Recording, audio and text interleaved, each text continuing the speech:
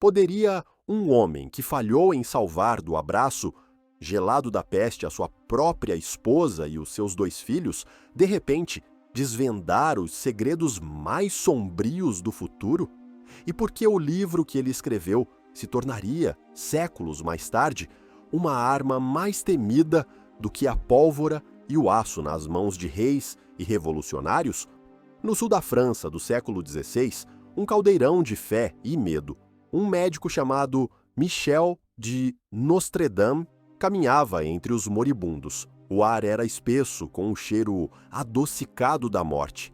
As ruas de Aix-en-Provence, um labirinto de desespero, onde os sinos das igrejas dobravam sem cessar. Ele não era um mago, mas um homem da ciência renascentista, armado com pós de rosas, higiene radical e uma coragem que beirava a loucura. Ele enfrentava a peste negra não com orações, mas com observação e métodos que desafiavam a tradição. Ele exigia que os mortos fossem enterrados rapidamente, que as ruas fossem limpas, que o ar fosse purificado com ervas aromáticas. Ele proibia o sangramento, uma prática comum e mortal. E milagrosamente, onde ele passava, a maré da morte por vezes recuava. Os cidadãos o viam como um santo, um enviado de Deus. Mas Deus, ao que parece, tinha outros planos para a sua própria família. A praga, implacável, invadiu o seu lar em Agen e levou tudo o que ele mais amava. A tragédia o quebrou. O médico que salvava estranhos não pôde salvar os seus. Que tipo de ciência era essa? Que tipo de conhecimento? Que se mostrava tão impotente diante da dor pessoal? A questão o assombraria para sempre, empurrando-o para longe dos seus livros de medicina, para um caminho mais escuro e sinuoso. Ele começou a viajar, um andarilho atormentado, cruzando a França e a Itália, absorvendo não apenas os avanços da medicina, mas também os sussurros da filosofia neoplatônica, os segredos da alquimia e, mais perigosamente, a arte proibida da astrologia judiciária. Aquele que antes olhava para os corpos dos homens em busca de respostas, agora erguia os olhos para as estrelas, buscando um padrão no caos, uma lógica na tragédia universal. A França estava em chamas. As guerras religiosas entre católicos e huguenotes protestantes rasgavam o tecido da nação. A violência era onipresente, a traição, uma moeda corrente. Nesse mundo de incertezas, a fome pelo futuro era insaciável. As pessoas não queriam apenas saber se a colheita seria boa, queriam saber quem viveria, quem morreria, quem reinaria. E foi nesse solo fértil de medo que Michel de Nostredame plantou as sementes de sua nova identidade. Ele se estabeleceu na pacata cidade de Salon de Provence, casou-se novamente, teve filhos. Mas à noite, em seu estudo no último andar, ele não era mais o respeitável médico da cidade. Ele se tornava Nostradamus, sentado diante de uma bacia de bronze cheia de água, sob a luz trêmula de uma vela. Ele entrava em transe, buscando visões nas danças das chamas e no movimento das estrelas. Ele começou a publicar almanaques anuais, pequenas brochuras com previsões sobre o tempo, a agricultura e, cautelosamente, a política. O sucesso foi imediato. Suas previsões eram vagas, poéticas, abertas a múltiplas interpretações. Ele falava de grandes chuvas, fomes e problemas para os grandes. Eram previsões que raramente erravam, pois a França do século XVI era um palco constante para tais desastres. Ele estava construindo sua reputação, tijolo por tijolo, usando a ambiguidade como sua argamassa. Mas os almanaques eram apenas o começo, um ensaio para sua obra-prima. Ele sentia um impulso maior, uma necessidade de registrar as visões mais sombrias que o assaltavam na solidão da noite. Foi então que começou a escrever as Centúrias, coleções de 100 quadras proféticas, versos enigmáticos que abarcariam séculos. Os primeiros versos eram um jogo perigoso. Ele falava de sangue real, de coroas caídas, de uma linhagem extinta. Eram palavras que podiam ser facilmente interpretadas como heresia ou traição, crimes puníveis com a fogueira. A Inquisição mantinha os olhos abertos, e qualquer um que afirmasse conhecer o futuro estava usurpando o poder de Deus. Nostradamus sabia disso. Ele era um mestre da ofuscação, misturando o francês antigo, latim, grego e provençal, usando anagramas e referências mitológicas obscuras para velar suas mensagens. Era inspiração divina ou a mais astuta das estratégias de sobrevivência? A linha tênue entre profeta e herege era a corda bamba sobre a qual ele dançava. Cada quadra era uma bomba relógio verbal, deixada para que as gerações futuras a encontrassem e, talvez, a interpretassem corretamente. Os reis temiam suas previsões, mas temiam ainda mais que as previsões chegassem a seus inimigos. Ele não estava apenas prevendo o futuro, estava criando um novo tipo de poder, um poder baseado na informação ou na ilusão dela.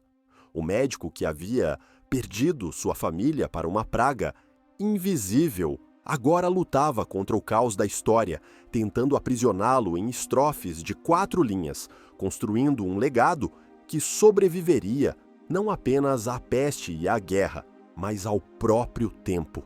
Ele oferecia uma promessa sedutora, a de que o caos tinha um roteiro e ele, Nostradamus, era o único que o havia lido.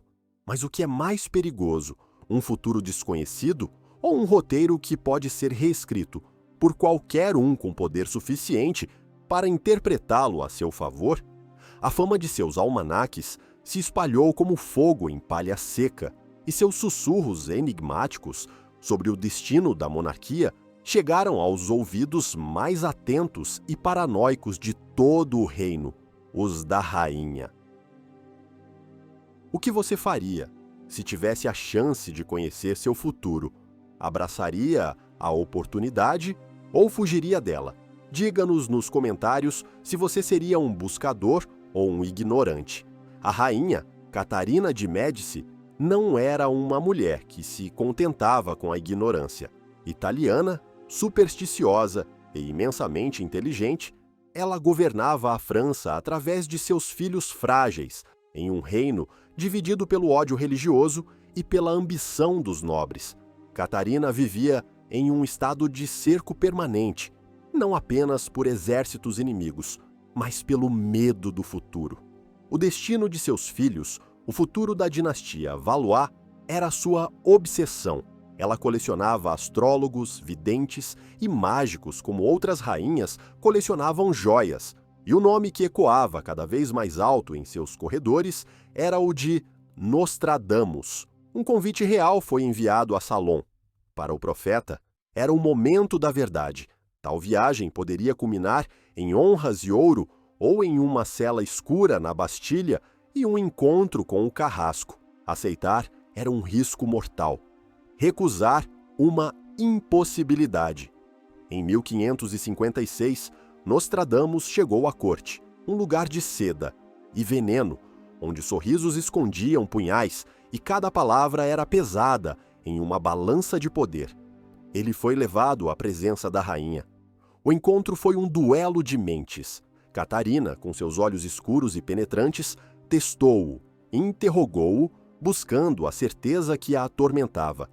Ela não queria ambiguidades poéticas, queria nomes, datas, destinos. Nostradamus, por sua vez, sabia que uma profecia clara e errada seria sua sentença de morte. Uma profecia clara e correta poderia ser ainda pior, pois o acusariam de bruxaria. Ele respondeu com seus habituais enigmas, falando das estrelas como se fossem um livro aberto apenas para ele. Ele examinou os jovens príncipes, futuros reis da França, e fez prognósticos sombrios, mas sempre velados. Ele falava de reinados curtos, de violência, de um fim trágico para a linhagem. Ele não oferecia consolo, mas a aura de uma verdade terrível, o que era exatamente o que Catarina, em sua alma florentina, respeitava. A rainha ficou fascinada e aterrorizada. Ela o manteve na corte, não como um prisioneiro, mas como um consultor secreto, uma arma estratégica em seu arsenal político. Nostradamus se tornou uma peça no tabuleiro de xadrez da corte francesa. As facções rivais, os católicos liderados pela poderosa família Guise e os huguenotes liderados pelos Bourbons, tentaram cooptá-lo ou desacreditá-lo.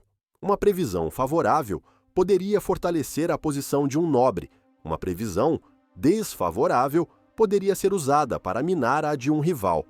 Ele tinha que navegar por essas águas traiçoeiras com uma habilidade diplomática impecável. Suas quadras se tornaram a conversa secreta dos salões e corredores do Louvre. Cada evento, cada doença, cada nascimento era medido contra seus versos obscuros. Ele havia se tornado mais do que um vidente. Era uma celebridade, um fenômeno cultural, cujo poder residia na imaginação de seus seguidores e detratores. A lenda mais duradoura de seu tempo na corte envolve um espelho mágico, ou talvez um anjo invocado chamado Anael. Disse que em uma câmara secreta no castelo de Chaumont, Nostradamus mostrou a uma ansiosa Catarina o futuro de seus filhos. No espelho, ou em uma visão, cada um dos príncipes apareceu e deu um número de voltas em torno da sala, correspondendo ao número de anos que reinariam. Francisco II, uma volta. Carlos IX, 14. Henrique III, 15. Depois deles, surgiu o inimigo da família, o huguenote Henrique de Navarra, que deu 22 voltas, sinalizando o fim da dinastia Valois e a ascensão dos Bourbons. Verdade ou ficção, a história captura perfeitamente a essência da relação deles. A demanda desesperada de uma rainha por clareza e a oferta enigmática de um profeta que a mantinha sempre dependente, sempre voltando para mais. Ele não era apenas um profeta para a rainha, era seu confessor psicológico, um espelho para suas ansiedades mais profundas. Catarina de Médici o recompensou generosamente, mas a sombra da suspeita nunca o abandonou completamente. Em uma ocasião, ele foi detido em Paris por camponeses furiosos que o acusaram de ser um bruxo protestante. Ele só foi salvo pela intervenção direta da rainha. A vida na corte era uma gaiola dourada, e Nostradamus, com seu conhecimento perigoso, era o pássaro mais raro e ameaçado. Ele ansiava por retornar à relativa segurança de seu estudo em salão, longe dos olhos vigilantes dos espiões e dos sussurros dos assassinos. Ele havia visto o centro do poder e entendido sua natureza corruptora. Entendeu que a verdade, na boca de um profeta, é menos importante do que a sua utilidade. Após meses de tensão, ele finalmente conseguiu permissão para partir. Ele deixou para trás uma corte viciada em suas palavras, uma rainha que agora via o mundo através da lente de suas quadras. Ele partiu com a certeza de que seu nome estava para sempre ligado ao destino da Casa Real de Valois. O mais irônico é que a previsão mais específica e terrível de todas, aquela que selaria sua reputação para sempre, não foi entregue em uma audiência privada, mas estava escondida à vista de todos nas páginas já publicadas de suas centúrias, aguardando apenas o momento certo para explodir na consciência da Europa. A semente de sua imortalidade já havia sido plantada, regada pela paranoia de uma rainha, e agora só precisava do sangue de um rei para florescer. De volta a Salon de Provence, ele encontrou refúgio do turbilhão da corte. A tranquilidade de Salon de Provence era uma fachada. Dentro da casa de pedra, na Rue de la Poissonnerie, uma tempestade intelectual se formava todas as noites. O estudo de Nostradamus, no último andar, era um santuário e um laboratório. um lugar onde o mundo visível e o invisível se encontravam. O que exatamente acontecia naquelas horas solitárias entre a meia-noite e o amanhecer, quando a cidade dormia, e ele, segundo suas próprias palavras, travava uma batalha com o futuro. A imagem popular, pintada por séculos de lendas, é a de um mago em transe, recebendo visões divinas em um estado de êxtase místico. A realidade, como sempre, é muito mais complexa e fascinante. Nostradamus não era um canal passivo para mensagens do além. Ele era um erudito, um trabalhador incansável, um arquiteto de enigmas. Seu método era uma fusão de ciência renascentista, misticismo clássico e um profundo conhecimento da história humana. A base de tudo era a astrologia. Para ele, como para muitos de seus contemporâneos, o cosmos era um relógio divino, e o movimento dos planetas e estrelas continha as chaves para o destino dos homens e das nações. Ele passava horas calculando cartas astrais, mapeando conjunções e oposições, buscando nos céus os presságios que interpretaria na Terra. Mas a astrologia era apenas o esqueleto. A carne de suas profecias vinha de outra fonte, a própria história. Seu estudo estava abarrotado de livros. Ele era um leitor voraz, devorando os clássicos, Tito Livio, Plutarco, Heródoto. Ele estudava as crônicas de guerras passadas, a ascensão e queda de impérios, os padrões de comportamento dos tiranos e dos mártires. Ele também mergulhava em textos proféticos mais antigos, desde o livro do Apocalipse da Bíblia até os oráculos da Sibila. Nostradamus operava sob uma premissa fundamental: a história se repete. Ele acreditava que, ao entender os ciclos do passado, poderia prever as formas que o futuro tomaria. Uma praga em uma cidade antiga poderia ser o modelo para uma praga futura. A traição de um general romano poderia ecoar na traição de um príncipe francês. Suas visões eram, em muitos casos, reconstruções eruditas de eventos históricos, projetadas em um futuro indefinido e vestidas com uma nova e misteriosa roupagem. Era um método de plágio criativo ou uma profunda compreensão da natureza cíclica do tempo? A questão permanece em aberto. E então havia a questão do transe. O próprio Nostradamus descreve seus rituais noturnos, sozinho em seu estudo, sentado em um tripé de bronze. Ele contemplava uma bacia de água e recebia uma luz divina. Isso tem levado a especulações sobre o uso de técnicas para alterar a consciência. Alguns sugerem o uso de substâncias alucinógenas leves, como a noz moscada em grandes quantidades, ou práticas de privação de sono e meditação para induzir um estado hipnótico. É possível que ele estivesse usando esses métodos para quebrar as barreiras de sua mente racional, para permitir que as conexões entre seus vastos conhecimentos históricos e astrológicos surgissem de forma mais intuitiva e poética. O produto final de todo esse processo era a sua linguagem única. A obscuridade das quadras não era um acidente, era uma necessidade. Em uma era em que a Inquisição queimava hereges, por muito menos, a clareza era suicídio.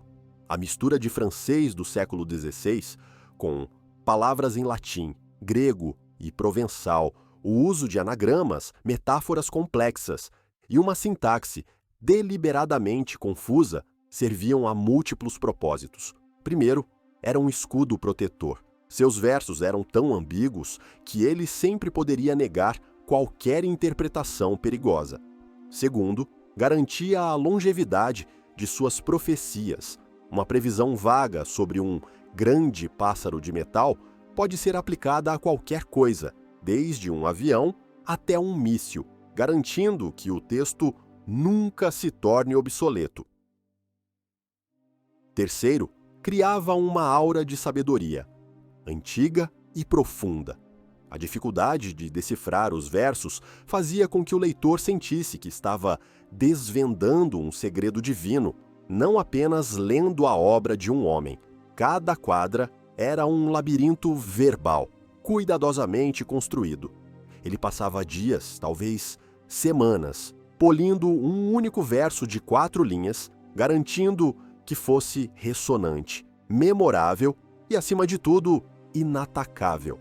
O processo de criação das centúrias foi também uma corrida contra o tempo. Nostradamus sofria de gota e outras doenças e sentia sua mortalidade se aproximando. Havia uma urgência febril em seu trabalho, um desejo de completar sua obra-prima antes que fosse tarde demais. Ele não estava apenas escrevendo um livro, estava construindo seu monumento, uma pirâmide de palavras que ele esperava que resistisse ao teste do tempo. Ele era um homem dividido, um ser de contradições, o cientista racional que promovia a higiene e o cético que desconfiava de curas milagrosas compartilhava o mesmo corpo que o místico que contemplava as estrelas e buscava visões na escuridão. Talvez seu verdadeiro gênio não residisse na capacidade de ver o futuro, mas na habilidade de sintetizar todas as correntes de conhecimento e medo de sua época em uma obra que refletia a eterna ansiedade humana. Seu caldeirão em Salom não era mágico, era a mente de um homem brilhante, um poeta, um historiador e um mestre da psicologia, que entendeu que o futuro não precisa ser visto para ser vendido. Ele só precisa ser contado de uma forma que todos acreditem que ele foi escrito para eles. Escondida entre as centenas de versos que ele produziu, estava a quadra 35 da primeira centúria. Uma quadra que parecia mais clara, mais específica do que as outras. Ela falava de 2 leões em um combate singular, de olhos furados em uma gaiola de ouro, de uma morte cruel. Essa quadra estava prestes a sair do reino da poesia obscura e se tornar a prova irrefutável de seu poder. Em um campo de batalha festivo em Paris, o ano era 1559. Paris celebrava. Uma paz frágil, mas bem-vinda, havia sido selada com os Habsburgos, os inimigos de longa data da França. Para comemorar, o rei Henrique II, um homem robusto e apaixonado por justas, organizou um grande torneio de 3 dias perto da atual Place des Vosges. A corte estava em seu esplendor máximo. Damas com vestidos de seda, cavaleiros com armaduras polidas, o ar vibrando com o som de trombetas e a expectativa do espetáculo. No meio dessa alegria, uma sombra pairava, despercebida pela maioria. Anos antes, Nostradamus havia publicado sua primeira coleção de centúrias, e nela, a quadra 35, o jovem leão superará o velho no campo de batalha em um duelo singular. Em uma gaiola de ouro seus olhos perfurará. 2 classes uma, depois morrerá morte cruel. A profecia era, como de costume, enigmática, mas para aqueles que mais tarde olhariam para trás, cada palavra se encaixaria com uma precisão aterrorizante. O rei Henrique II, aos 40 anos, era o velho leão. Seu emblema era, de fato, um leão. No terceiro dia do torneio, o dia 30 de junho, o rei, exultante com suas vitórias, insistiu em uma última justa, contra a vontade de sua esposa, Catarina de Médici, que estava atormentada por pressentimentos sombrios. Seu oponente era um nobre escocês mais jovem, Gabriel de Lorges, conde de Montgomery, o Jovem Leão, cujo emblema também continha um leão. Os 2 cavaleiros galoparam um em direção ao outro. O choque foi brutal. As lanças se estilhaçaram, mas, em um acidente bizarro, um fragmento da lança de Montgomery voou para cima, penetrou na viseira do elmo do rei, seu elmo dourado, a gaiola de ouro, e se alojou acima de seu olho direito, penetrando em seu cérebro. O rei cambaleou em sua cela, gravemente ferido. Ele foi levado para o palácio de Tournelles, onde os melhores médicos da Europa, incluindo o renomado anatomista Andreas Vesalius, foram convocados, mas nada podia ser feito. O fragmento de madeira havia causado danos catastróficos. Por 10 dias, o rei agonizou. A corte, antes em festa, mergulhou no caos e no medo. Henrique sofreu uma morte torturante, cego, paralisado, perdendo a razão. Ele morreu no dia 10 de julho. A morte cruel havia chegado. De repente, a quadra de Nostradamus não era mais um poema obscuro. Era uma reportagem, escrita com anos de antecedência. O pânico varreu a França e a Europa. A coincidência era simplesmente perfeita demais para ser ignorada. O jovem leão superará o velho. Montgomery era mais jovem que Henrique. Campo de batalha em um duelo singular. Uma justa, gaiola de ouro, o elmo dourado do rei. Seus olhos perfurará. O ferimento fatal, morte cruel. A agonia de 10 dias. O nome de Nostradamus passou de boca em boca, não mais com a curiosidade dada a um astrólogo da moda, mas com um pavor reverente. Ele havia previsto o impensável, a morte de um rei, em detalhes vívidos. O próprio Nostradamus, em Salom, deve ter recebido a notícia com uma mistura de triunfo e terror. Sua fama estava selada. Ele agora era o profeta mais célebre da cristandade. Mas essa fama era uma coroa de espinhos. Ele havia provado que seu conhecimento era perigoso. Se ele podia prever a morte de um rei, que outros segredos terríveis ele guardava? Quem seria o próximo? A morte de Henrique II foi um ponto de virada. As Centúrias deixaram de ser um livro de curiosidades ocultas e se tornaram um documento político de imensa importância. A viúva do rei, Catarina de Médici, agora regente da França, convocou Nostradamus novamente. Sua dependência dele se tornou absoluta. Ele não era mais apenas um consultor, era seu guia, através do futuro sombrio que ele mesmo havia previsto. As profecias se tornaram uma realidade inegável na mente das pessoas. Uma força ativa que influenciava decisões, alimentava a paranoia e moldava o curso da história. O legado de Nostradamus não era mais apenas sobre palavras em uma página, era sobre o poder que essas palavras exerciam sobre o mundo real. O acidente no torneio transformou um erudito provinciano em uma lenda imortal. Mas será que ele realmente viu o futuro? Ou foi apenas o mestre de uma coincidência incrivelmente afortunada? Ou talvez a questão mais importante seja outra.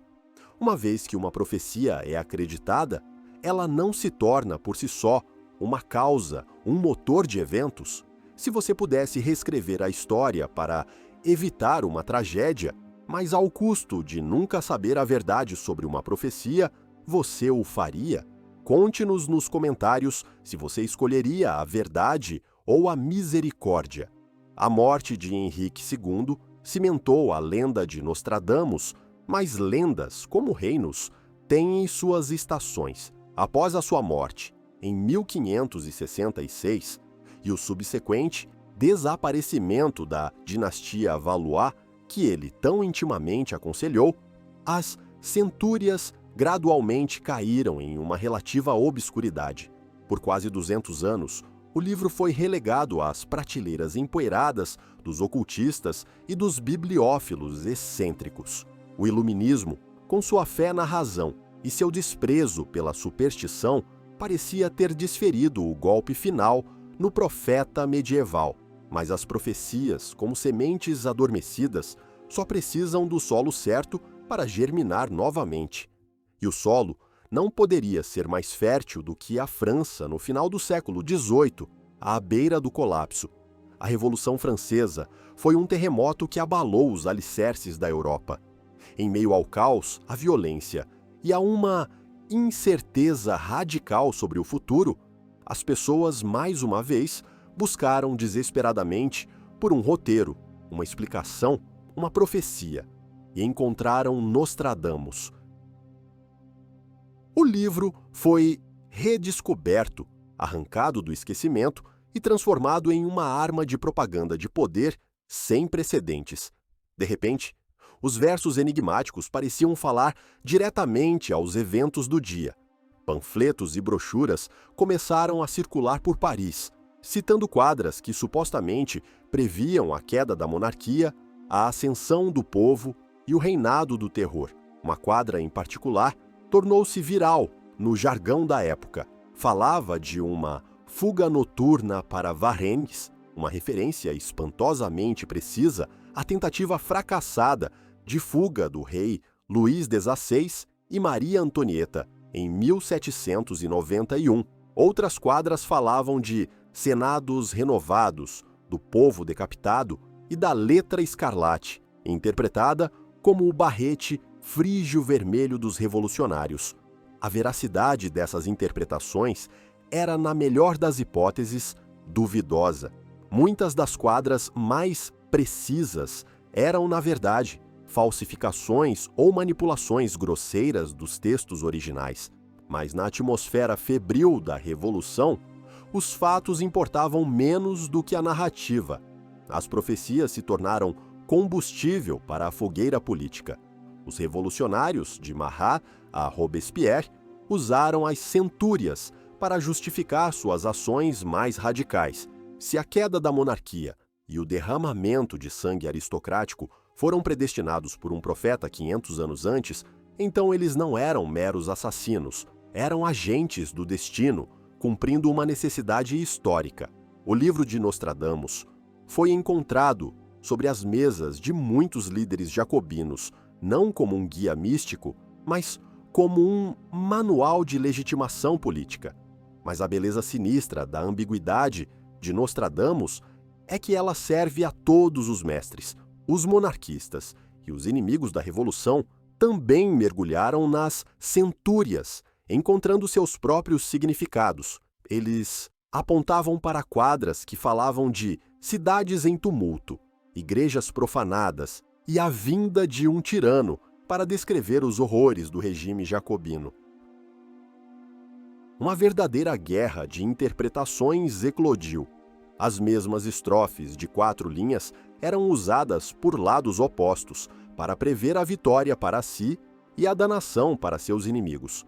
As gráficas clandestinas trabalhavam dia e noite, imprimindo panfletos que usavam o nome de Nostradamus para apoiar ou condenar a última execução, a última batalha, o último decreto da Convenção Nacional. O antigo profeta de Salom foi postumamente recrutado para todos os exércitos da Guerra Civil Ideológica. A sua obra foi despojada de seu contexto original, de sua complexidade renascentista e transformada em slogans, em gritos de guerra. Ele se tornou uma autoridade incontestável precisamente porque estava morto e não podia contestar nenhuma das interpretações que lhe eram atribuídas. Este foi um momento crucial na história do legado de Nostradamus. Demonstrou que a força de suas profecias não residia em qualquer poder premonitório, mas em sua infinita maleabilidade. O texto era um espelho que não refletia o futuro, mas o presente de quem o lia, com todos os seus medos, ódios e esperanças. A Revolução Francesa ensinou ao mundo uma lição poderosa sobre as centúrias. Elas não eram um mapa para o futuro, mas um arsenal de citações que poderiam ser usadas para justificar qualquer causa no presente. O homem que um dia sussurrou segredos nos ouvidos de uma rainha, agora gritava slogans nas ruas ensanguentadas de Paris. Seu livro não era mais sobre o destino, era sobre o poder. E à medida que o caos da Revolução começava a se acalmar, as mesmas páginas que haviam previsto a queda de um rei seriam usadas para justificar a ascensão de um novo tipo de governante. Um homem que viria do nada para se tornar o mestre da Europa, um imperador nascido da tempestade. A tempestade da Revolução Francesa deu à luz um homem que personificava a ambição e a genialidade da nova era, Napoleão Bonaparte.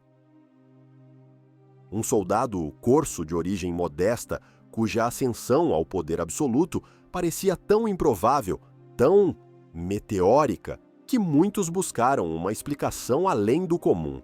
E, mais uma vez, as centúrias de Nostradamus foram abertas em busca de respostas. Os propagandistas do novo regime encontraram rapidamente o que procuravam. Eles desenterraram quadras que falavam de um imperador que nascerá perto da Itália, um homem de nome simples que viria do estado militar para governar a França. A referência a Paul Nai Loron, um anagrama imperfeito, foi torturada para significar Napoleon Roy ou Napoleão Rei. Para um público que ansiava por estabilidade e glória após anos de terror, essas profecias serviram para criar um mito de predestinação. Napoleão não era apenas um general brilhante ou um político astuto. Ele era um homem do destino, sua chegada anunciada séculos antes. Era a legitimação definitiva para um poder conquistado, não por direito de primogenitura, mas pela força da espada e da vontade. O próprio Napoleão, um produto do iluminismo, era um homem profundamente racional e cínico. Ele publicamente zombava da astrologia e da adivinhação, considerando-as superstições para as massas. No entanto, ele era também um mestre da propaganda e compreendia perfeitamente o poder dos mitos sobre a mente humana. Ele permitiu, e talvez até tenha encorajado, a circulação dessas profecias. Se as pessoas acreditavam que seu governo era divinamente ordenado, quem era ele para dissuadi-las? Era uma ferramenta útil para consolidar o poder e inspirar lealdade em seus exércitos. Um soldado luta com mais afinco por um general do que por um imperador do destino. Mas a espada da profecia, como sempre, corta nos dois sentidos. Enquanto os partidários de Napoleão o encontravam nas páginas de Nostradamus, seus inimigos por toda a Europa encontravam algo totalmente diferente. Os monarquistas franceses e os governos britânico, austríaco e russo mergulharam nas mesmas centúrias e emergiram com previsões de desastre para o imperador. Eles apontavam para quadras que falavam de um águia que seria derrotada por um leopardo, a Grã-Bretanha, de um império vasto que se desintegraria rapidamente, e mais ominosamente, de uma campanha fracassada nas terras do leste e um exílio final em uma ilha no oceano. A guerra de propaganda, que começou durante a Revolução Francesa, agora se tornava um conflito internacional, com Nostradamus como um combatente fantasma em ambos os lados. Cada vitória de Napoleão era aclamada por seus seguidores como o cumprimento da profecia. Cada revés era visto por seus inimigos como o início do fim anunciado. O clímax desse confronto de interpretações veio no ano de 1812. A decisão de Napoleão de invadir a Rússia foi um ponto de virada. À medida que o Grande Armée marchava para o leste, os intérpretes antinapoleônicos proclamavam que a profecia mais sombria estava prestes a se cumprir. A tomada de Moscou, seguida pelo incêndio devastador da cidade e a retirada catastrófica durante o inverno russo, foi vista como a confirmação irrefutável das previsões. As imagens de soldados congelando na neve, de um exército invencível reduzido a uma turba de sobreviventes famintos, pareciam saídas diretamente das páginas mais apocalípticas de Nostradamus. A queda de Napoleão, sua abdicação e seu exílio na ilha de Elba e depois, finalmente, em Santa Helena, pareciam seguir o roteiro que seus inimigos haviam lido nas centúrias o tempo todo. A história de Napoleão e Nostradamus ilustra perfeitamente o paradoxo do legado do profeta. Um líder pragmático e moderno que acreditava na ciência e na razão, viu-se enredado em um mito medieval. Ele o usou para seus próprios fins, apenas para vê-lo ser usado contra ele com efeito devastador. Isso revela como, mesmo em uma era supostamente secular, a necessidade humana de encontrar padrões e significado, de acreditar em um destino maior, permanece incrivelmente poderosa. Napoleão pode ter conquistado a Europa, mas nunca conseguiu controlar totalmente a narrativa escrita por um médico do século XVI. O imperador se foi, mas o profeta permaneceu, aguardando o próximo grande conflito, a próxima grande figura histórica a ser medida contra seus versos elásticos. E o próximo uso de seu nome seria o mais sinistro de todos, quando suas palavras seriam torcidas para servir a uma ideologia de ódio e destruição em uma escala que nem mesmo o profeta do Apocalipse poderia ter imaginado. O caldeirão do século XX estava começando a ferver e um novo intérprete de Nostradamus, um mestre da propaganda ainda mais cínico que Napoleão, estava prestes a entrar em cena. A Primeira Guerra Mundial deixou a Europa em ruínas e um vácuo de sentido que foi rapidamente preenchido por ideologias extremas.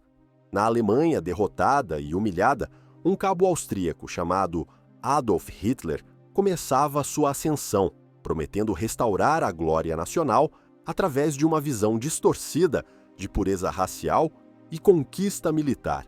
Quando o Terceiro Reich chegou ao poder, ele entendeu, assim como Napoleão antes dele, o poder da propaganda e do mito. E nas ferramentas de manipulação em massa, Joseph Goebbels, o ministro da propaganda de Hitler, encontrou um aliado inesperado e potente: Nostradamus. Goebbels, com seu gênio diabólico para a comunicação, percebeu que as profecias antigas poderiam ser uma arma psicológica devastadora. Ele criou um departamento inteiro dentro de seu ministério dedicado a um único propósito: vasculhar as centúrias e reinterpretar cada quadra para que se alinhasse com a ideologia nazista e previsse a vitória inevitável do Reich de 1000 anos. Os especialistas de Goebbels trabalharam febrilmente, produzindo análises e comentários que provavam que a ascensão de Hitler havia sido predestinada. A sua descoberta mais famosa e influente foi uma quadra que continha a palavra Hister. A palavra é provavelmente uma referência clássica ao Baixo Danúbio, Ister. Mas, para a máquina de propaganda nazista, a semelhança com Hitler era um presente dos céus. A quadra foi declarada uma previsão inequívoca, escrita com 400 anos de antecedência do advento do Führer. Essa interpretação foi martelada na consciência pública através de filmes, rádio e publicações. Nostradamus foi cooptado, transformado póstumamente em um arauto do nacionalsocialismo. Mas Goebbels não se contentou em usar as profecias apenas para a audiência doméstica. Ele as transformou em uma arma de guerra. Durante a Guerra de Mentira e a Batalha da França, em 1940, a Luftwaffe não lançou apenas bombas sobre as cidades francesas, lançou também milhares de panfletos. Esses panfletos continham quadras de Nostradamus cuidadosamente selecionadas e interpretadas para prever a derrota total da França e da Grã-Bretanha. A mensagem era clara: a resistência era inútil, pois o próprio grande profeta da França havia previsto a vitória alemã.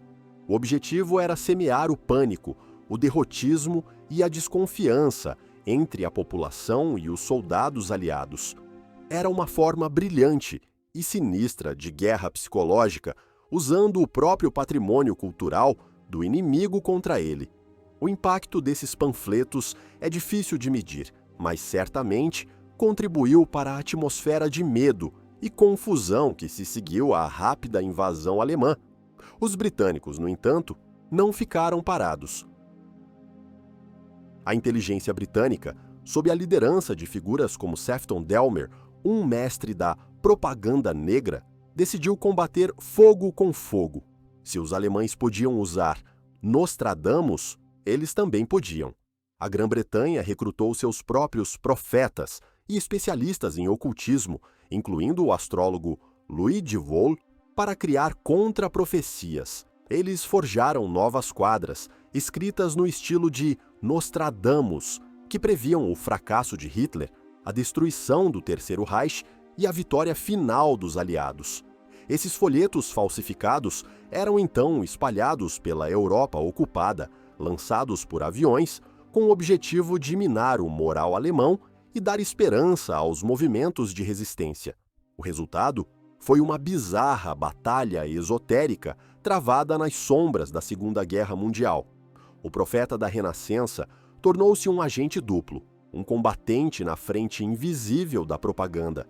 Ambos os lados o reivindicavam, ambos os lados torciam seus versos para se adequarem a seus próprios fins mortais.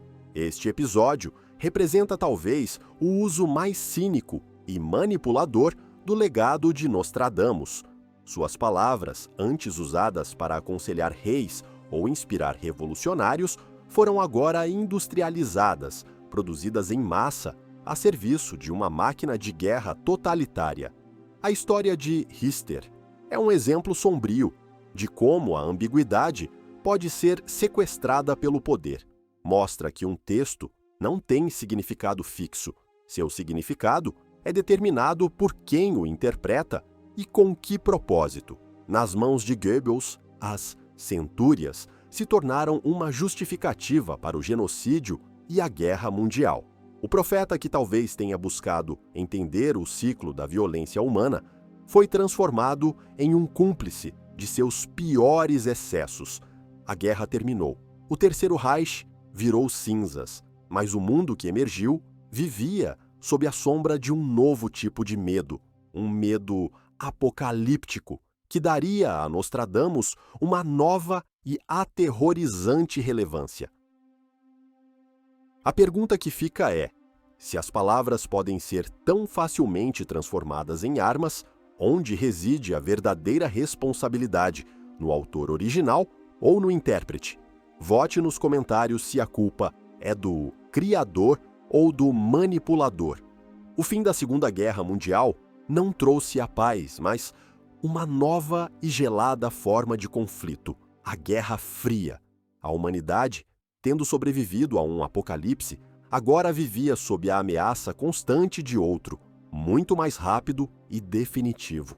Em 6 de agosto de 1945, uma bomba atômica explodiu sobre Hiroshima e o mundo mudou para sempre. O poder de aniquilação total estava agora nas mãos do homem. Esse medo primordial, essa consciência de que o fim do mundo poderia ou estar a apenas um apertar de botão de distância, criou um terreno fértil para a redescoberta de Nostradamus. Leitores e intérpretes voltaram-se para as centúrias e encontraram versos que pareciam descrever com uma precisão assustadora a nova era nuclear. Quadras que falavam de um grande fogo do céu que cairá sobre a cidade nova, de 2 cidades açoitadas como nunca antes, de uma peste que extinguirá a maior parte da raça humana. Antes interpretadas como referências a incêndios ou pragas, essas palavras agora adquiriam um significado novo e terrível. Hiroshima e Nagasaki forçaram um novo olhar sobre o antigo profeta. Ele não era mais apenas o vidente de reis e revoluções. Ele se tornou o profeta do apocalipse nuclear. Nas décadas de 50 e 60, a paranoia da Guerra Fria atingiu o seu auge.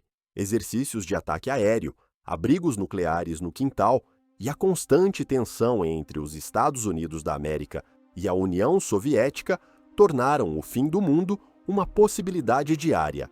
A crise dos mísseis de Cuba, em outubro de 1962, levou o planeta à beira do abismo. Durante aqueles 13 dias de suspense, muitos acreditaram que estavam vivendo as profecias de Nostradamus em tempo real. Seu nome ressurgiu com força total, não mais nos círculos ocultistas ou acadêmicos, mas na cultura de massa. As centúrias se tornaram um best-seller, Tabloides e revistas sensacionalistas publicavam manchetes alarmistas, conectando cada crise internacional a uma quadra obscura. Nostradamus tornou-se uma estrela da mídia, o guru do juízo final, cuja popularidade aumentava a cada novo conflito, a cada novo avanço na tecnologia de armas. O legado do profeta foi totalmente comercializado. Ele se tornou um produto, uma marca associada ao desastre e ao mistério. E como uma marca poderosa, seu nome começou a ser associado a cada grande tragédia ou evento chocante. O assassinato do presidente John F. Kennedy em Dallas, em novembro de 1963, foi um trauma que abalou a América e o mundo. Quase imediatamente, os nostradamistas entraram em ação. Eles apontaram para quadras que falavam de um grande homem que cairia de um lugar alto ou que seria morto em plena luz do dia por um raio.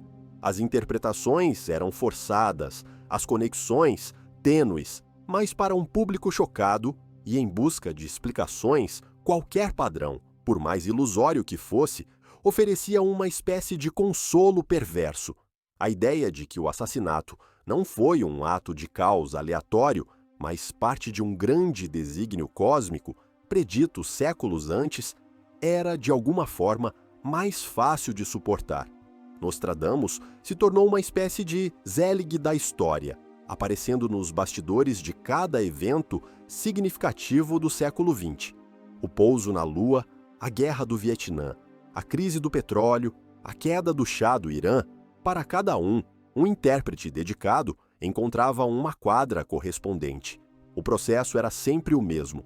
Um evento acontecia primeiro, e só então a busca pela profecia começava. Era um caso clássico de pós-dição, o ato de ajustar um texto vago a um evento que já ocorreu.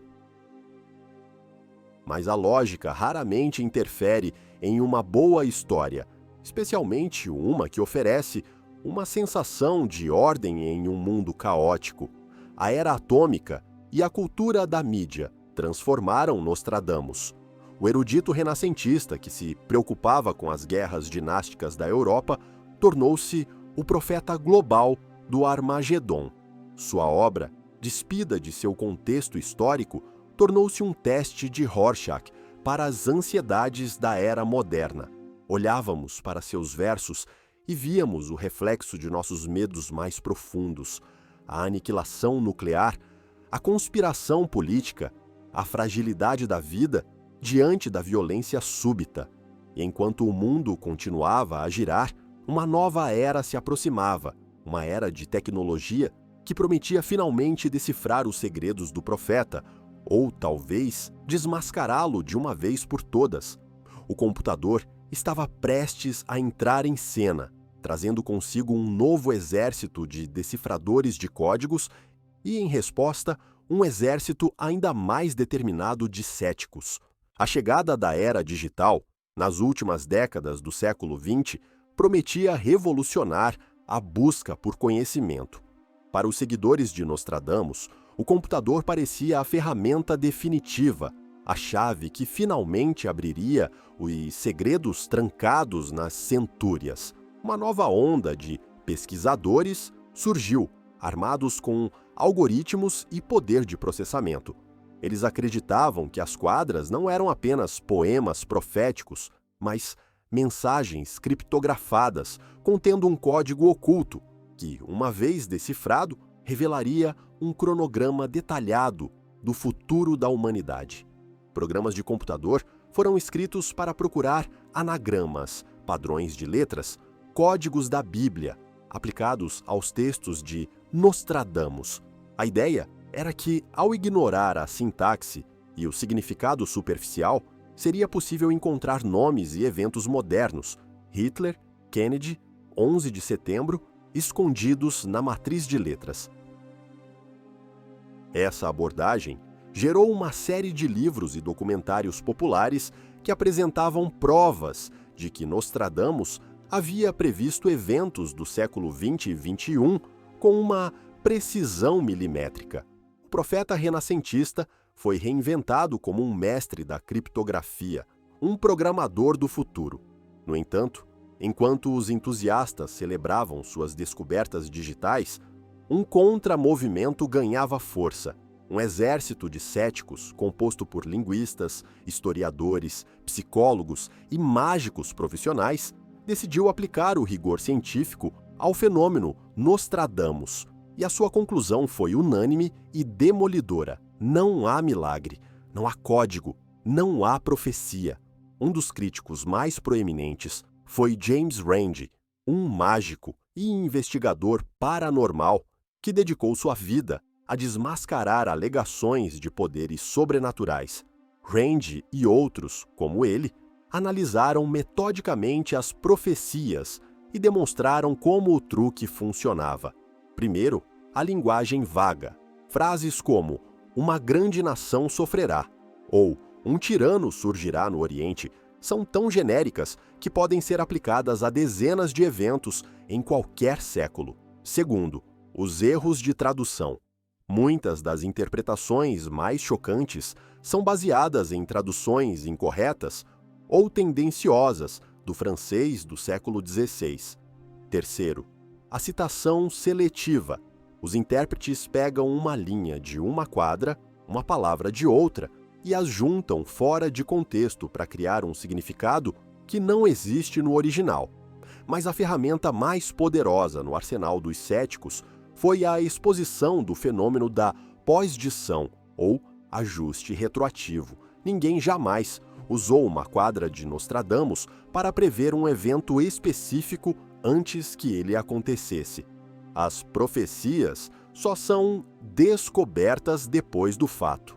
É fácil encontrar um verso sobre pássaros de fogo no céu e conectá-lo a ataques aéreos depois que eles já ocorreram. O verdadeiro teste de uma profecia, a previsão, falhou consistentemente por 500 anos.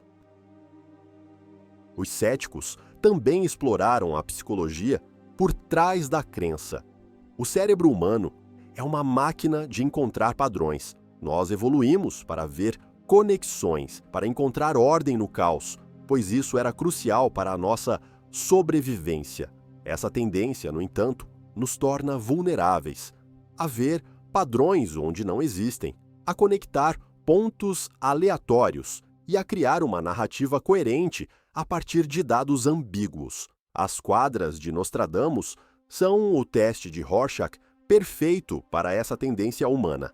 Elas são tão obscuras que nos tornamos co-criadores do significado. Nós projetamos nossos próprios conhecimentos e medos no texto, e então nos maravilhamos com a precisão do que encontramos, sem perceber que fomos nós que a colocamos lá. O duelo intelectual entre os decifradores de códigos e os céticos continua até hoje. É uma batalha que transcende Nostradamus. É o eterno confronto entre a fé e a razão, entre o desejo por um universo com significado e propósito oculto e a aceitação de um mundo governado pelo acaso e pela causalidade. A verdade, provavelmente, é que Nostradamus não era nem um profeta divino, nem um charlatão cínico. Ele era um produto de seu tempo, um homem brilhante, erudito, profundamente ansioso, que tentou dar sentido a um mundo violento e imprevisível usando as ferramentas que tinha à sua disposição: astrologia, história e poesia. Ele não escreveu um livro sobre o nosso futuro. Ele escreveu um livro sobre o seu presente e sobre a natureza imutável do poder, da guerra e do sofrimento humano. E é por isso que, apesar de todas as desmistificações, de todas as provas lógicas, seu nome se recusa a morrer. Sua imortalidade não reside, na verdade, de suas previsões, mas em algo muito mais profundo e duradouro.